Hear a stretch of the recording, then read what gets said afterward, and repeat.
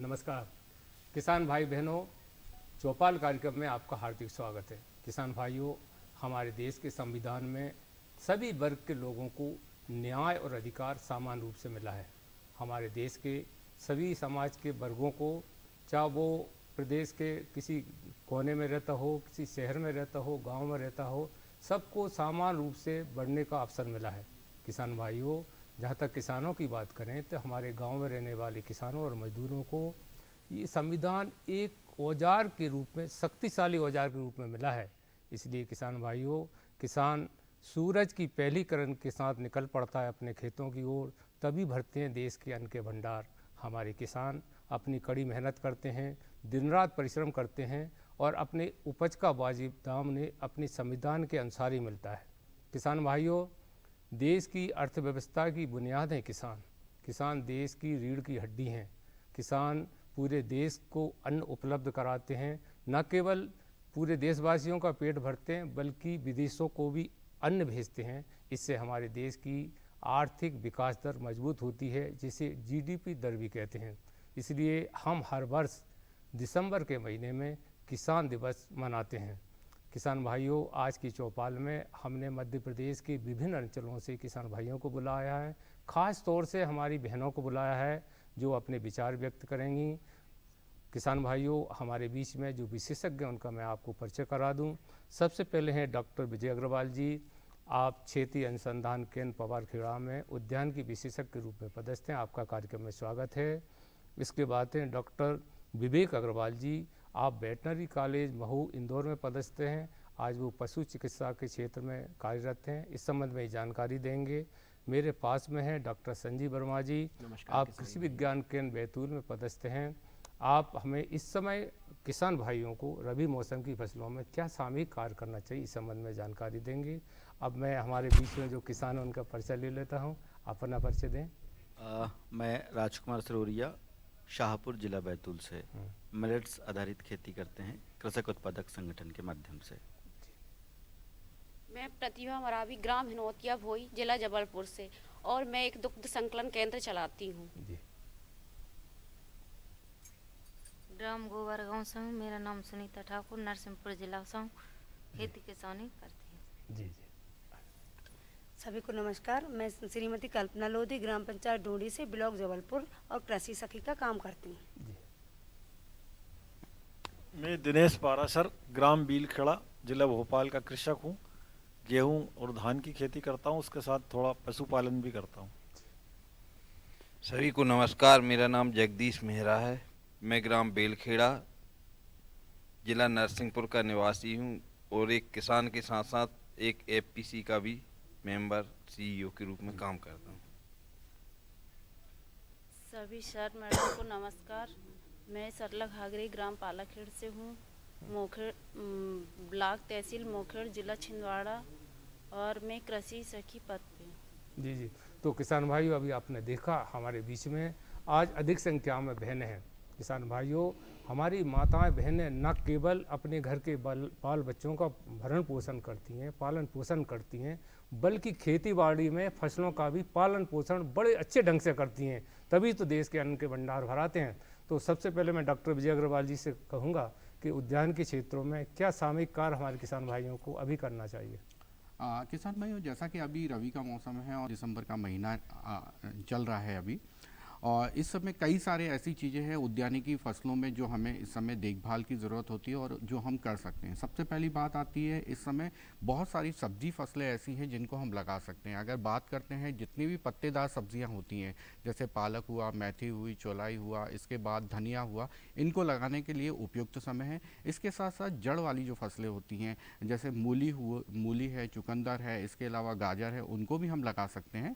और जो एक सीज़न में एक 4 से 6 महीने की फसलें होती हैं, जिनमें टमाटर हुआ, बैगन हुआ, मिर्ची हुई, इनको भी लगाने के लिए अभी उपयुक्त समय है। तो सबसे पहले आप इस समय आप चुनाव कर लें कि अपन को कौन सी फसलें लगानी है। दूसरा, इस समय सामयिक कार्य के रूप में जो आपकी नर्सरी है, उसकी सुरक्षा करना बहुत ही आवश्यक है। नर्सरी डालने का समय भी है, और जो नर्सरी लगी है, क्योंकि अभी सर्दियों का मौसम है, तो उसको नर्सरी को प्रॉपर नेट से ढककर या जो पाला रोधी कपड़ा होता है उससे ढककर आप रखिए, क्योंकि जो ठंडी हवाएं रहती हैं तो नर्सरी में जो पौधे होते हैं वो कोमल होते हैं, तो उनको मरने की संभावना रहती है। तीसरा, अगर हम बाग बगीचे की बात करते हैं तो इस समय का जो समय है वो थाला बनाने का समय है और सिंचाई करने का समय होता है। तो निंदाई गुड़ाई, बगीचे की निंदाई गुड़ाई हो जानी चाहिए, उसका थाला बन जाना चाहिए। इसके साथ साथ जो भी हमने जो अभी तक जो सिंचाई की व्यवस्था के रूप में जो ड्रिप इरिगेशन सिस्टम हमने लगा रखा था, टपक सिंचाई पद्धति, उसके भी पाइप आप देख लीजिए उसमें कहीं चोक तो नहीं है,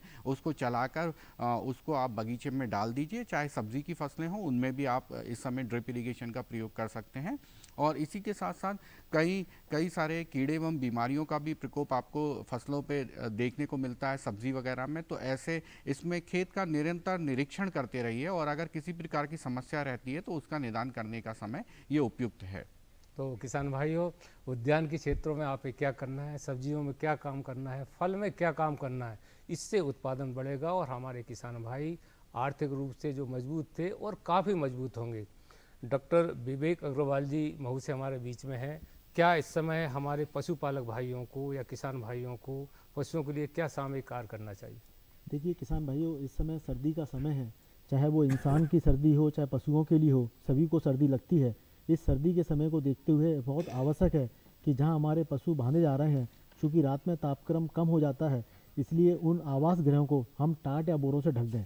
उससे क्या होगा कि जो हवाएं हैं वो हमारे जानवरों को परेशान नहीं करेंगी, नंबर एक। नंबर दूसरा, अगर जानवर ब्याया हुआ है तो जो नवजात बच्चे होते हैं उनमें निमोनिया जिसको हम कहते हैं, सांस का भरना जिसको हम कहते हैं, वो ना हो, उसके लिए बहुत ज़रूरी है कि उनको खुले हुए जगहों पर ना रखें, क्योंकि वो नाजुक होते हैं, वो पहली बार इस दुनिया में आए हैं, तो ये पूरी संभावना है कि उनमें निमोनिया जैसी बीमारी हो सकती है।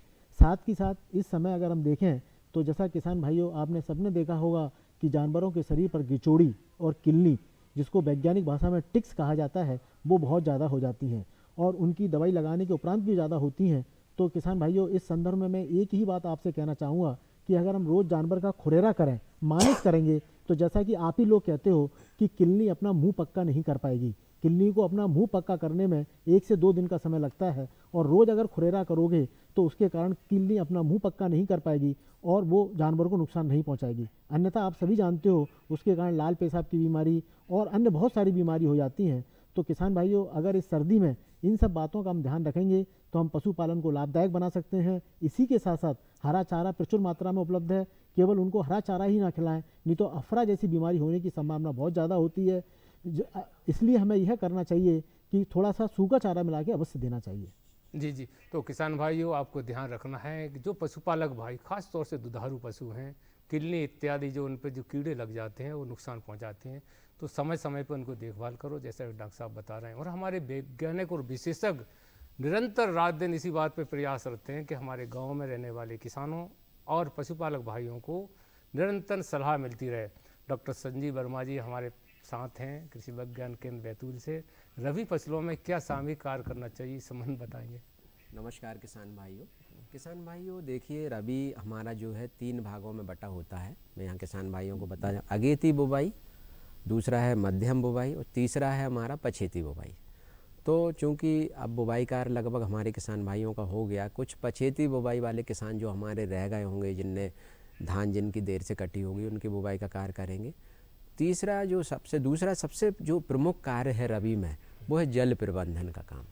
तो हमारी जो प्रमुख फसल है गेहूं है रबी की, और जल प्रबंधन हमारे किसान भाइयों को बहुत ज़रूरी है। यदि वो सही तरीके से जल प्रबंधन करेंगे तो उनको जो पानी की कमी जो लास्ट में हो जाती है उसकी क्रांतिक अवस्थाओं में, तो वो उसको पूरी कर पाएंगे। और उसी प्रकार से हमारी दलहनी फसलें हैं, चना है, मटर है, मसूर है, और तिलहनी में हमारी सरसों की फसल है। तो यहाँ हम किसान भाइयों को बताना चाहूँगा कि जो हमारी दलहनी फसलें हैं उनमें उर्वरक प्रबंधन नहीं होता है। गेहूं में हमारा उर्वरक और जल प्रबंधन होता है, और हमारी जो दलहनी फसलें हैं उनमें सिर्फ जल प्रबंधन का कार्य करना है और IPM मॉड्यूलों को अपनाना है। तीसरा हमारा जो सरसों है खास करके, उसमें यदि हमारे किसान भाई SMI पद्धति को अपनाते हैं, जिसको हम मस्टर्ड इंटेंसिफिकेशन बोलते हैं, SMI, system of mustard intensification, तो सरसों सघनीकरण पद्धति यदि वो अपना रहे हैं तो उनकी प्रथम अवस्था लगभग 40-45 दिन पे प्रथम निपिंग या टॉपिंग का कार्य उनको करना है, जिस पे हम आगे विस्तार से चर्चा करेंगे किसान भाइयों से। तो ये प्रमुख कार्य इस समय है। तो हमारे किसान भाइयों को इसमें ध्यान देना है कि किस तरह से वो अपने जो आदान का उपयोग करें कि उन्हें कम आदान में अधिक लाभ प्राप्त हो। बिल्कुल। तो किसान भाइयों, बस समय समय पे हमारे जो विशेषज्ञ सलाह देते हैं उनका आप पालन करें, तो जो आपकी फसल बढ़िया आ रही है और बहुत बढ़िया है। हम किसानों के बीच जाते हैं। राजकुमार जी, सबसे पहले आप कुछ अनुभव बताएं कि किसानों के बीच जाके उन्हें कैसे आप जागरूक करते हैं। किसानों के बीच में हम जाके सबसे पहले तो कि हम सीमांत किसानों के साथ काम कर रहे हैं, तो उनकी बहुत सारी समस्याएं होती है कि छोटी सी ज़मीन पर वो कैसे बोएं और क्या चीज़ का उत्पादन लें और उसको बाज़ार कैसे मिले और किस जगह में कैसी चीज़ों को बोना चाहिए। तो इसके लिए हम कृषि वैज्ञानिकों से मदद लेते हैं और उनके माध्यम से पहले तो स्वयं ज्ञान प्राप्त करते हैं कि कहाँ पर क्या बोना चाहिए और क्या होना चाहिए। तो हमारे इधर की जो ज़मीन है वो मिलेट्स के लिए बड़ी उपयुक्त है। परंपरागत रूप से पहले से भी मिलेट्स होते आ रहा है। तो हम दुनिया भर की सारी चीज़ों के साथ साथ प्रमुख रूप से मिलेट्स को लेने का उनसे आग्रह करते हैं। साथ ही वो वर्ष भर अपनी ज़मीन से कुछ कुछ बेच सके, इसके लिए हॉर्टिकल्चर की फलदार सब्जियां और फलदार पौधे और सब्जियां लगाने का उनसे आग्रह करते हैं। तो वो जो पलायन वाली चीज़ है वो छोड़ के और वो अब खेती पर धीरे धीरे निर्भर होने लगे हैं। जी जी। तो किसान भाइयों, हमारे किसानों के बीच में एक सफल किसान ऐसे होते हैं जो न केवल अपनी खेती आधुनिक ढंग से करते हैं, बल्कि किसानों को आसपास रहने वाले गाँव में, गाँव के पास में जो गाँव हैं उनको जागरूक करते हैं। बहन जी, आप बताएं, आप किस तरह से सफल खेती करती हैं, कैसे आसपास रहने वाली बहनों को आप प्रेरित करती हैं आर्थिक रूप से, सामाजिक रूप से मजबूत होने के लिए? क्या इस संबंध में आपको कहीं प्रोत्साहन पुरस्कार मिला है? मैं ये दुग्ध संकलन केंद्र चलाती हूँ। मेरे यहाँ क्या है कि जो मेरे एरिया में मतलब 3-4 गांव के एरिया में बहुत ज़्यादा दूध होता है। तो पहले क्या होता था कि जो सारे दूध वाले किसान थे वो सब कहाँ जाते थे, एक शहरी क्षेत्र में। अब मैंने उसको अपनी पंचायत में लगा लिया, जिससे क्या हुआ, पहले तो उनको जागरूक किया कि आप हमारे यहाँ दीजिए, आपको जो रेट वहाँ मिलती है वो हमारे यहाँ पे भी मिलेगी। प्लस हम जो वित्तीय सहायता कर सकते हैं समूह के माध्यम से, जो समूह की महिलाएं हैं, तो उसके लिए भी हम उनका वो करते, समर्थन करते हैं। तो इससे क्या हुआ कि सबसे पहले तो वो जो शहर जाते थे जो दूध लेके तो वो अब हमारे यहाँ डायरेक्ट दूध लेके आते हैं, हमारे यहाँ दुग्ध संकलन केंद्र में। और जैसे ये दूधिया रहते हैं जो किसानों को कम कीमत देते हैं, उससे भी उनको मुक्ति मिली कि ताकि उनको कम पैसा देते थे, अब हमारे यहाँ से उनको सही कीमत मिलती है दूध की। बिल्कुल ठीक है। तो बहन जी बहुत बढ़िया बात बता रही हैं। क्या आपको इस संबंध में कहीं से पुरस्कार मिला है? जी सर। बताएं। सर, मुझे ये जिला पंचायत से सीओ के द्वारा पुरस्कृत किया गया था सबसे अच्छे प्रदर्शन के लिए। जी जी। तो किसान भाइयों, सरकार अपने विभागों के माध्यम से गांव में रहने वाले जो महिला कृषक हैं या पुरुष कृषक हैं उन्हें प्रोत्साहन के लिए पुरस्कार देते हैं, ताकि उनसे प्रेरणा लेके अन्य जो गांव में रहने वाली जो महिला कृषक हैं वो आगे बढ़ें। आप बताएं, आप कैसे काम कर रहे हैं, उससे कितनी आप आगे बढ़ी हैं गांव की महिलाएं? आप नाम बोलें। नाम बोलें। सर सुनीता ठाकुर है। हाँ। ग्राम गोबर गांव से, नरसिंहपुर जिले से, करेली ब्लॉक। सुनीता जी, हमने सुना है कि आप बढ़िया गांव में काम करती हैं, समूह में क्या काम करती हैं? सर समूह भी बनाते हैं बहुत, और का खेतर जो बीज बटवाते हैं। बीज बटवाती हैं? हाँ, 3-4 गाँव। तो नहीं, अच्छे बीज बटवावे से क्या फायदा हो है? सर गरीब आदमी है, मतलब वो भी नहीं पाते, तो सर के सहयोग से मतलब बीज मिलने लगो फ्री। तो बहुत बढ़िया बात की, उन्हें माइक दे दें। किसान भाइयों, इनका ये कहना है कि गरीब वर्ग की जो महिलाएं जिनकी छोटी छोटी खेत हैं, 1 एकड़ 2 एकड़ 5 एकड़, उनको सरकार से सरकार बीज बांटती है, उनको लाके गांव के उन किसानों तक पहुंचाती हैं उन्नत बीज, ताकि उनको बोकर अच्छा उत्पादन ले सकें। आप बताइए। सर, मैं समूह में रह के मैं अपनी दीदियों को किसानी करने का तरीका बता रही हूँ। मतलब एक किस तरीके की दीदियाँ बोनी कर सकें, जो बोनी नहीं कर पाती दीदियाँ, मतलब गाय खेतों में और पहले हल के हिसाब से खेती होती थी, लेकिन अब तो ट्रैक्टरों के हिसाब से खेती हो रही। तो अपन तो खेती को बंजर बना रहे एक तरीके से। तो जैविक खाद डालने का उनको तरीका बता रही हूँ कि दीदी आप जैविक खाद डालिए खेतों में, तभी अपन लोग मतलब फसल पैदा अच्छे से अच्छी कर सकते हैं। तो कितनी बढ़िया बात बताई बहन जी आपने। आप बताएं भाई साहब। सर मैं गेहूं की खेती करता हूं, किसान भाइयों को यही सलाह देता हूं चौपाल पे कि गेहूं और उसकी खेती के साथ आप पशुपालन भी करें और फल की खेती भी करें। उससे आप जैविक खाद बनाएं और जो गौमूत्र होता है उससे कीटनाशक भी बना सकते हैं आप। नीम के पत्ते वगैरह डाल के, मही वगैरह डाल के, और उसका अपनी सब्जियों में छिड़काव कर सकते हैं, जिससे आपको काफ़ी बचत होगी। और जो आप दूध उत्पादन करोगे उससे भी आपको बचत होगी। बिल्कुल, बचत तो महत्वपूर्ण बात है। जगदीश जी आप बताएं। नमस्कार सर सभी को। जी मैं सर हमारे इधर दलहनी पे गाड़रवाला तुअर दाल के नाम से बहुत फेमस, नरसिंहपुर दाल के नाम से माना जाता है। हमारे इधर जो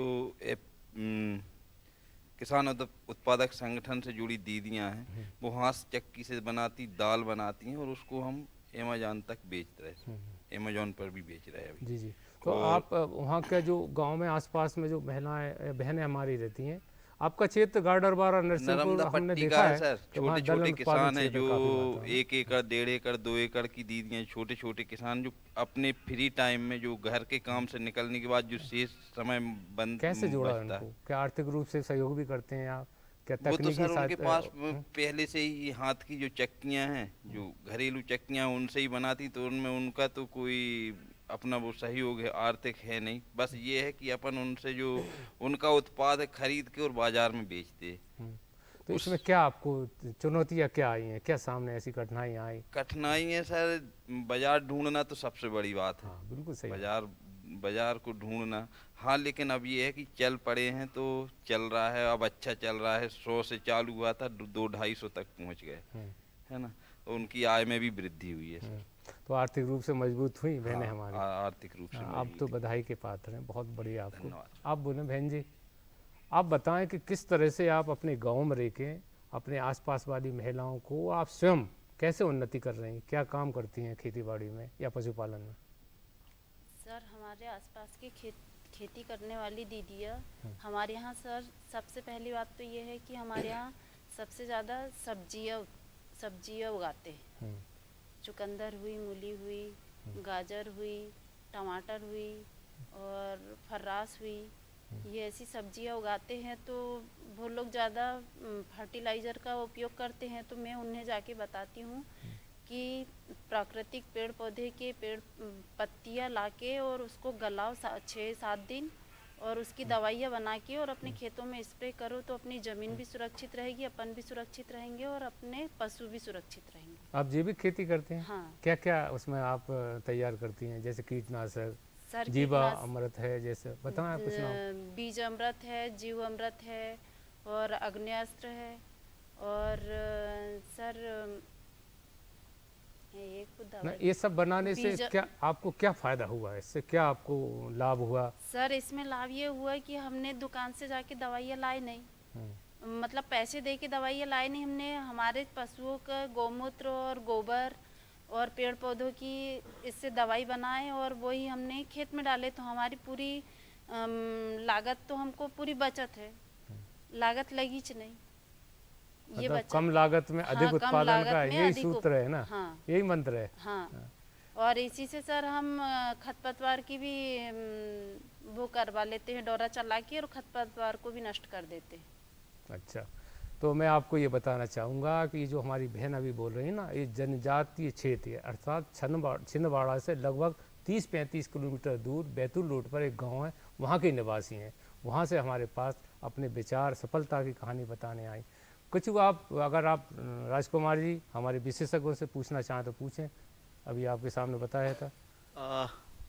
मैं अग्रवाल सर से जानना चाहूँगा कि हम मिलेट्स के बाज़ार को तलाश रहे हैं, खोज रहे हैं। हाँ।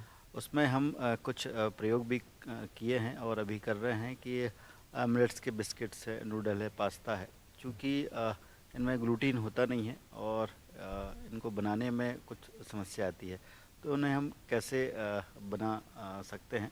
दूसरा, वर्मा जी से भी मेरा क्वेश्चन है कि क्या भारत सरकार केवीके के माध्यम से मिलेट्स को आगे बढ़ाने के लिए कुछ प्रयास कर रहा है? तो आप फूड प्रोसेसिंग की बात कर रहे हैं ना? हाँ बताएं अग्रवाल जी। आपने अच्छा प्रश्न पूछा। और जैसा कि हम सभी जानते हैं कि मिलेट्स को लेके या मोटा अनाज को लेके भारत सरकार भी पूरे लोगों में जागरूकता इसमें बहुत ज़्यादा है और सब लोग स्वास्थ्य के प्रति काफ़ी चिंतित रहते हैं और सभी का भी प्रयास रहता है कि कहीं ना कहीं अपनी जो डाइट है उसमें मिलेट को शामिल करें। और मिलेट को, चूँकि मिलेट को हम सीधे उपयोग में नहीं ला सकते, इसको प्रसंस्करण करना बहुत ही आवश्यक रहता है। इसलिए सरकार चाहती है कि जो भी किसान है या जहाँ पर इसका उत्पादन होता है वहाँ पर इसकी प्रसंस्करण से संबंधित इकाइयाँ स्थापित हुई हों। जैसा कि आपने बताया था कि आप एफपीओ के माध्यम से ये कार्य कर भी रहे हैं, तो चाहे किसान हो, चाहे एफपीओ हो या स्वयं सहायता समूह हो, वो भारत सरकार की जो पीएमएफएमई योजना है, प्रधानमंत्री सूक्ष्म खाद्य उद्यम उन्नयन योजना, उस योजना के माध्यम से अपने जहाँ जितना उत्पादन है या जितनी क्षमता है उस हिसाब से एक प्रसंस्करण इकाइयाँ स्थापित कर सकते हैं। अब चूंकि इसको हमको बाज़ार में बेचना भी है, तो सबसे अच्छा होगा कि इससे संबंध में जो कृषि विश्वविद्यालय है या जो इसके अनुसंधान केंद्र हैं जहाँ पर मिलेट की प्रोसेसिंग पे काम होता है, वहाँ से आप प्रशिक्षण पहले प्राप्त कर लें, या हमारे कृषि विज्ञान केंद्र में विशेषज्ञ उपलब्ध होते हैं, तो वहाँ से पहले कि बाज़ार में किस तरह की डिमांड है मिलेट की, अगर हम प्रसंस्करण कर रहे हैं तो किस तरह के प्रोडक्ट की बाज़ार में डिमांड है, तो उस डिमांड के आधार पर आप प्रसंस्करण उत्पाद बनाएं। और जहाँ तक इसके उद्योग की स्थापना करने की बात है, तो उसके लिए तो शासन के द्वारा इसमें 35% का अनुदान की व्यवस्था पहले से ही है। डॉक्टर विवेक अग्रवाल जी, पशुपालक भाइयों को आप क्या टिप्स देना चाहेंगे, क्या सलाह देना चाहेंगे?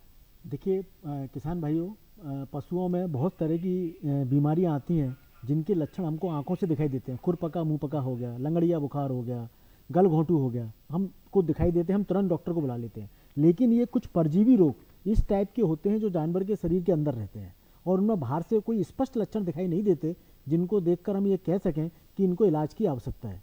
इसलिए ये बहुत ज़रूरी है कि हमें उनके मल का परीक्षण करवाना चाहिए और मल के परीक्षण करवाने के उपरांत हमको कुशल पशु चिकित्सक से उसकी दवाई लेनी चाहिए।